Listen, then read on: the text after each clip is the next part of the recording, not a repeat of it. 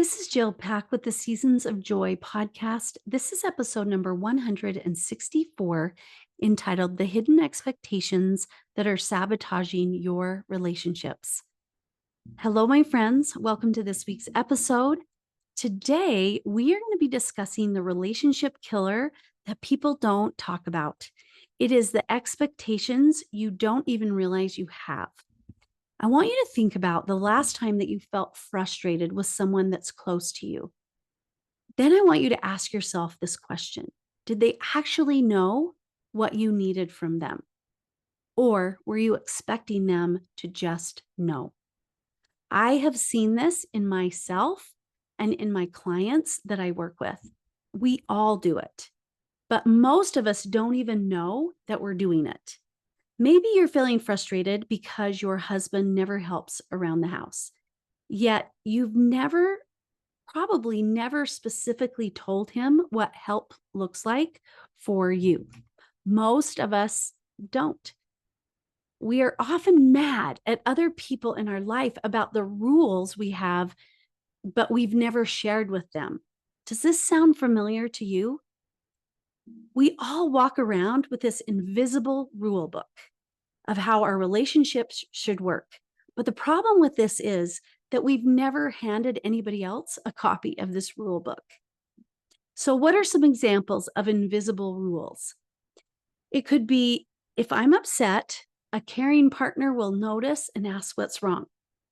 Yet in reality, some people actually choose to give space when they notice someone seems off, believing that that's the respectable thing to do. Or maybe you have a hidden rule that thoughtful partners remember what I tell them about my day, when in reality, your partner might just be focused on their own stress and not really able to retain the details that you've shared with them. Or maybe you have a hidden rule that says, if I do something nice, then the other person should reciprocate in a similar way, when in reality, we all show love differently. Or maybe you have a hidden rule that says, if I text my adult child, they should reply that day or the next day. Yet in reality, our adult children have lives of their own. They could be busy and they can't get to it until later. Or maybe they've just spaced replying. They've just forgotten it, which all of us do. Maybe you have a hidden rule that says considerate people are on time for things, when in reality, people value time differently. They use their time differently. And all of us usually are doing the best that we can. Maybe you have an unwritten rule that says, my kids should believe and have the same faith tradition that they grew up with, when in reality, we're all here on earth to have our own journey, and we're meant to figure out our faith and our beliefs for ourselves. That's why we're here on earth. Maybe you have a hidden rule that says, when I'm talking to my partner, they should look me in the eyes, be engaged with what I'm talking about. If they really cared about me, they would do this. When in reality, people are complex beings. We have so many things going on in our minds, and it's easy to get distracted and lose focus sometimes. So, can you find an example from your own life where maybe you have a hidden rule about how your relationships should work? And maybe it's a specific relationship. So, where does this come from? Where do these hidden rules come from? Well, they come from a few places. One is your family of origin. Your family of origin created your first relationship template. Maybe your dad always brought your mom flowers on Fridays. And so you might expect that your partner will show the same romantic gestures without even realizing it. Our past relationships affect these hidden rules. A lot of times, our past relationships might leave invisible scars. Let's say your ex is clingy, and you might expect your current partner to give you lots of space because of this, yet they don't understand or know this history. We also absorb relationship shoulds from everywhere: romantic comedies, social media, friends' stories, and none of it is necessarily true for your relationship. Here is the truth: expecting others to read your mind isn't considerate, it's actually unfair. This is the mind reading trap. Caring about you and knowing what you need are actually two different things. We think that our needs are obvious because they're obvious to us. But what makes perfect sense in your mind might be invisible to someone else. And when you think they should just do it without asking me or without me asking, you're making love a guessing game.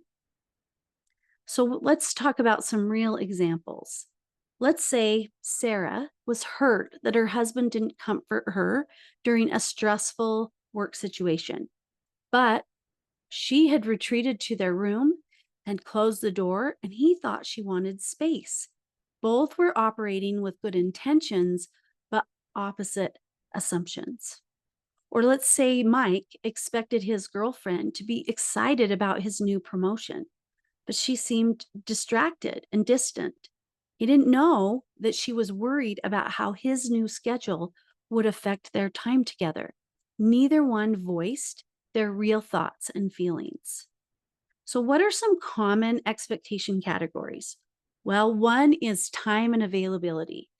A lot of times we might have a hidden expectation that people should prioritize us the same way we prioritize them.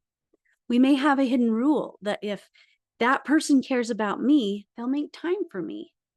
But the question is, what does making time actually look like? That can look different for different people. And so if we expect them to understand it or for it to be the same, we are going to sabotage our relationships. We may have this hidden rule about response time, right? The expectations that we have around texts and calls and plans. So, do you have hidden expectations in this category of time and availability? Pay attention. Maybe in emotional support, we might have an expectation that our partner should know when we need to vent or when we need solutions. This is one that my husband and I actually talk about. He'll say, "Do you want my opinion or do you want me to just listen?" That is a conversation that we've had to have. And sometimes I say, "I just need you to listen." And other times I say, "I really want your opinion on this."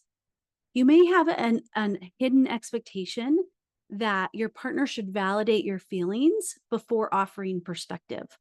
Or maybe you have this hidden expectation that if you're having a bad day, that they should adjust their mood or energy to you. So notice that. Do you have hidden expectations around emotional support? What about household and responsibilities? You might have an expectation that your partner should notice what needs to be done without you having to point it out. Or you might have a hidden expectation that you should split things 50-50, but yet you've never defined what those things are. Or maybe you have a hidden expectation that your partner should take initiative with planning and organizing. They should just know that they need to do this. Maybe in your social or family relationships, you have an expectation, a hidden expectation that your partner or your family should want to spend time with your extended family or friends. Maybe you have a hidden expectation that your partner should defend you in social situations. Or maybe you have a hidden expectation that you should be on the same page. This is one I find really interesting. People will say this, we just need to be on the same page. But that's an expectation that can create disconnection, and it doesn't invite collaboration because sometimes we aren't on the same page. And what if that's okay? What if that's an opportunity to collaborate and find something better? So when we look at these hidden expectations, this can lead us to live in a resentment cycle. And it looks like this. It looks like we expect something to happen and then it doesn't happen. And then we feel hurt. And then we don't say anything about it because the other person should just know. And then this resentment builds. And eventually we explode or we withdraw, give the silent treatment. And then the other person is left feeling confused and defensive because they don't know where this is coming from. So, how does this spiral work? Let's say your partner forgets something that you put on the calendar. This is something that my husband and I, the calendar thing can be challenging sometimes. We put something in the calendar and then they don't look at it and they overschedule. And so, stage one of this spiral is this silent disappointment. We have a thought like, I can't believe he didn't remember. And then we start finding meaning. We make it mean something, something like, he doesn't care about me. I find that this is often the meaning we give things, especially in this situation, in these hidden expectations. They don't do it. We make it mean that they don't care about us, which then moves us to stage three, which is evidence collection, right? We start noticing other things and it adds to our evidence. Yeah, see, he did this, and he totally doesn't care about me because he keeps doing this and this and this. And we build this big evidence pile, which then moves us to stage four, where we either explode or we give the cold shoulder, depending on our personality. I have someone in my life that they explode, they hold it in, and then that relationship, that resentment builds and they explode. Or I tend to go towards the silent treatment, right? And it's around this belief of fine, that's how you want to be. We're either going to explode or we're going to give the cold shoulder in response to this resentment. And then we move to stage five, which is confusion and defensiveness from that other person. They don't know where this is coming from because we haven't articulated what's going on for us, what our need is. There was a time early in my marriage when I felt a lot of resentment around the amount of TV that my husband watched and when he watched it, especially on Sundays. Now, this was before streaming services and DVRs, and we would get home from church and he would turn on that little TV that we had in the kitchen on the counter so he could catch the rest of the game or he could check a score. And this ritual began to feel like fingernails on a chalkboard to me. And my expectation, my hidden expectation, was that Sunday was a special day and that good religious people don't turn on the TV right after church. And he should know this. He was raised religious. He should just know this. And I shouldn't have to tell him. Yet it happened every Sunday.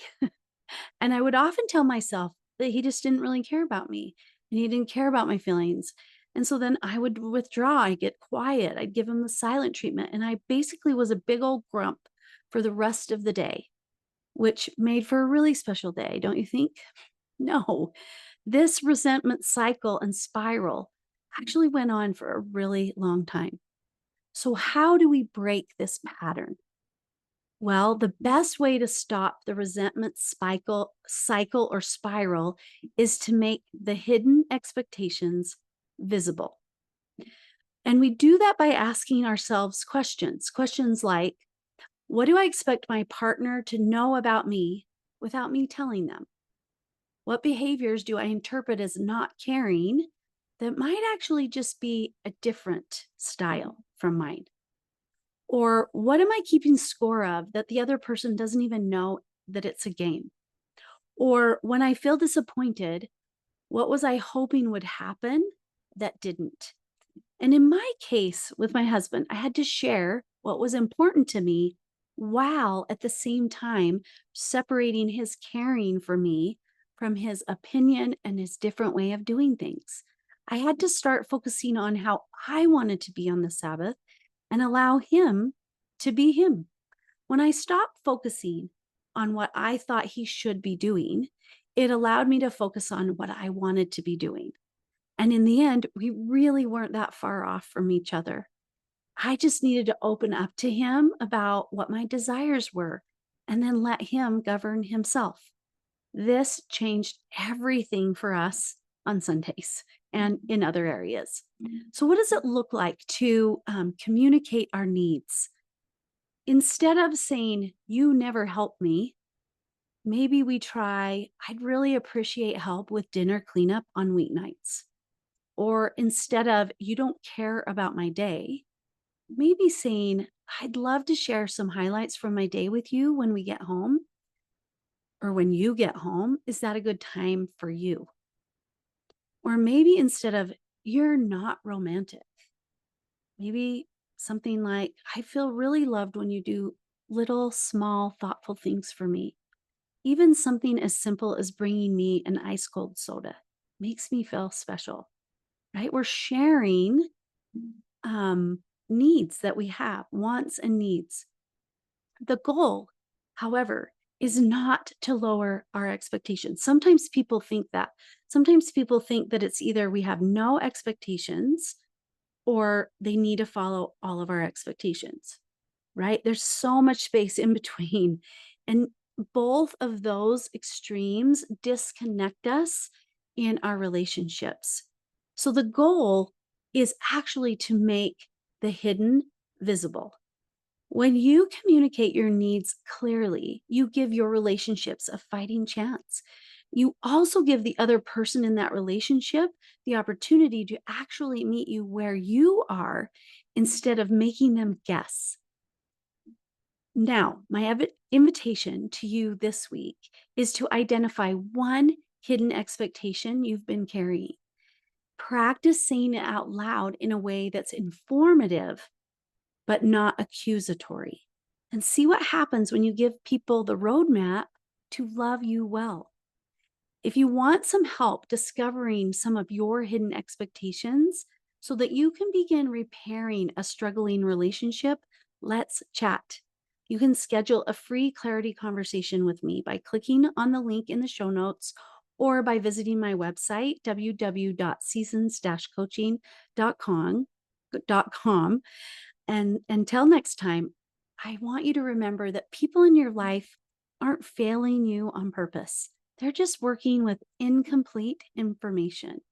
When you make your hidden expectations visible, you're not being needy or demanding, you're being clear. And clarity is one of the greatest gifts you can give any relationship. So stop expecting people to guess what you need and start telling them. Your relationships will thank you for it.